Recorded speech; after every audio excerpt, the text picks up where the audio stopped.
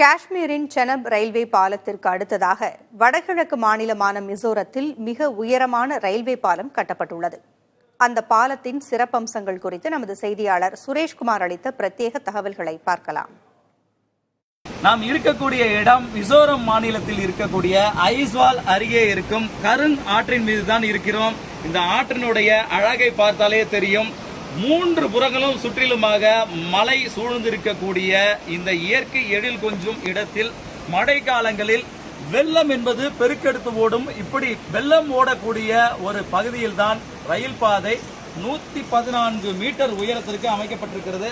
நாம் சொல்ல வேண்டும் என்றால் 374 அடி உயரம் கொண்ட இந்த பிரம்மாண்டமான ரயில் பாலம் என்பது வடகிழக்கு மாநிலமான மிசோரமை இந்தியாவின் மற்ற பகுதிகளோடு இணைக்கும் வகையில் ரயில் பாதையை ஏற்படுத்துவதற்கான திட்டத்தை தான் உருவாக்கி செயல்படுத்தி இருக்கிறார்கள் என்று சொல்ல வேண்டும்.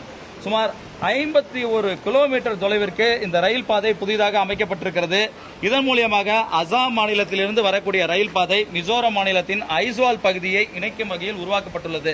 முதல் முறையாக இந்த மிசோரம் மாநிலத்துக்கு ரயில் பாதை தற்பொழுதுதான் ஏற்படுத்தப்பட்டுள்ளது.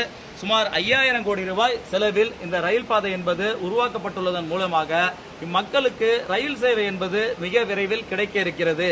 குறிப்பாக நாம் பார்த்தோம் என்றால் பைரபி என்ற பகுதியிலிருந்து சாய்ராங் எனக்கூடிய அந்த பகுதி வரை 51 கிலோமீட்டர் தொலைவிற்கு இந்த ரயில் பாதை உருவாக்கப்பட்டிருக்கிறது.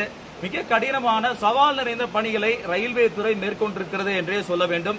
ஏனென்றால் எங்கு பார்த்தாலும் மலைப்பகுதி, சாலை போக்குவரத்து ரொம்ப கடினமான ஒரு பகுதி என்றே சொல்ல வேண்டும். ஏனென்றால் அருகே இருக்கக்கூடிய அசாம் மாநிலத்தின் மிக முக்கிய நகரத்திலிருந்து இந்த இடத்திற்கு வர வேண்டும் என்றால் 20 மணி நேரம் 25 மணி நேரம் சாலை, அதுவும் கடுமையான வசதியற்ற ஒரு சாலை வழியாக லாரி, வேன் போன்றவற்றை தான் மக்கள் பயணித்து வர வேண்டும்.